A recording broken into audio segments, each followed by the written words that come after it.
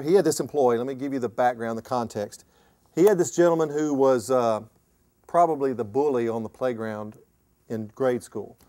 The guy that always talked about violence, talked about fighting, you know. At this company, they could bring their guns and check their guns in at the security gate before they went into plant so they could get their guns and go hunting in the evening. It was a guy that always talked about bar fighting and different things like that. Not in a constructive martial arts standpoint, I mean, very negative type person. Well, he had never overtly threatened someone to the point that HR could do anything about him, but everybody kind of knew his personality. Well, what I teach in my classes is if you walk on the line long enough, you're eventually going to what? Well, he did cross the line. He made the wrong threat to the wrong person, and he was going to get terminated. So he gets the HR person in the room. They get an armed guard outside because they think this guy's going to go ballistic when he gets cut loose. He's been there for 20 years.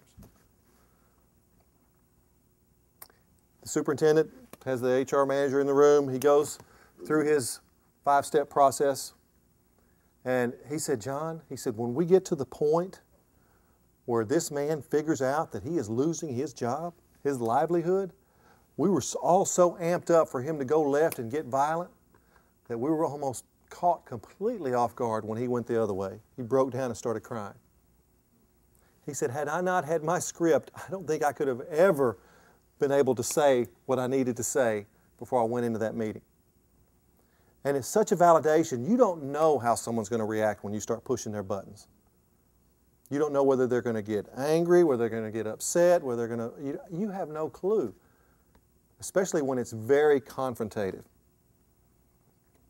And this gives you, or me anyway, the reason I love it so much, that security that no matter where Butch goes, I'm going to make sure I say what I need to say. Because if he gets angry, I'm going to get angry right there with him.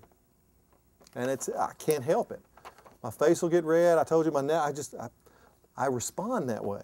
I've got a long fuse. I don't get mad easy. But once I do, it's hard for me to deal with it. Does that make sense? I mean, I don't get angry easy, but when I do, it's to the point where I may not be able to focus if I don't have something to fall back upon. So my request to you, your homework between this class and when we get back together, is that I want you to take this worksheet and use it one time. Use it 20 times, but at least one time with someone that you need to have a discussion with.